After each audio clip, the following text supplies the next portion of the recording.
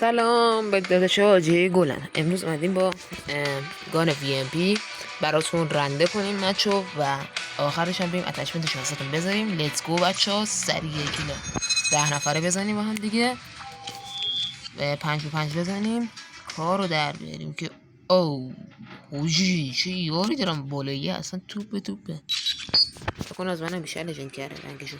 فکر نکنم این دفعه رو بتونم بزنم حاجی. بابا من دیگه از محل حادثه خیلی عقب بودم.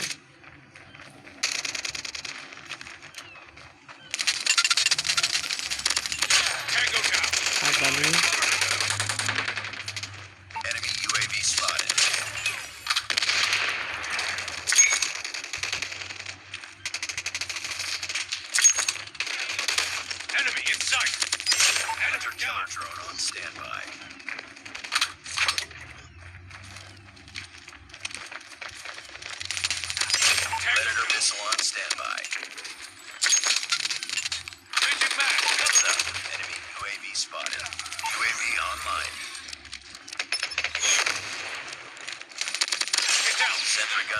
حاجی این نخورد. این هم از این یه لحظه گفتم چیه قرمزه چی میدازه. وای اینو دیگه یارم باید بزنه.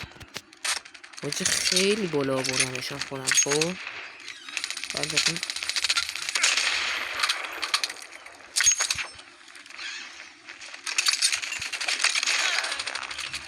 اون برم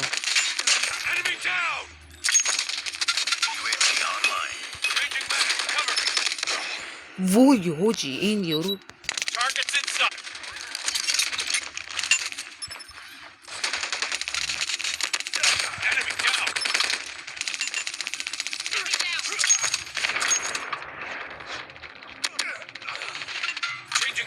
بی خیال باشه، شما خوبید باشه. اوش بذارید من هم یه چیزی بزنم. بشین کف داری بشین. بابا آخه بذار یه ثانیه از کاری خوندنم بگذارم. چرا اینطوری که زوغا من میزنی؟ چطوری داداش من؟ چطوری با ریزور بک؟ خدا سرشایده ببین اغدایی میشم یه اتچمنت از ریزور بک میذارم مولتی منفجرشون نکن. من ریزورات سال ها سر کردم سر اون اتچمنت لعنتی. بشین سر ریزور با کیزه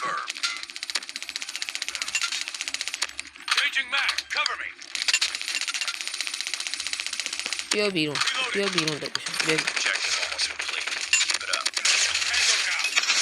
فورم میزنم با بگیرم.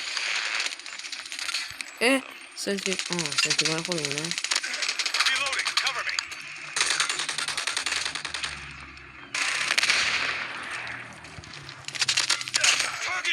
این خوبه و بعدی ایمو فقط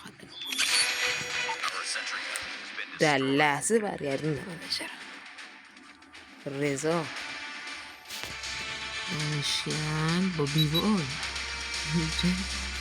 بیوان خوش اسمی بیوان اسمی اشون کریمسون اورس گرم دوله وای خیلی خطرناک. کاش می‌خواستم کمکشو داشته باشم. اینم از این و بریم سراغ اتچمنت و به شما با 19 کیلویی ترکوندم. خوب برای بچه اینم از اتچمنت. همونطور که می‌بینید دیگه اصلا رنده کرد، حرفی واسه گفتن نذاشت و خدمت شما از اون استفاده کنید، لذت ببرید. فقط لایک و سابسکرایب بیارید. دمتون گرم که هوایی باشید. خدا نگهدارتون.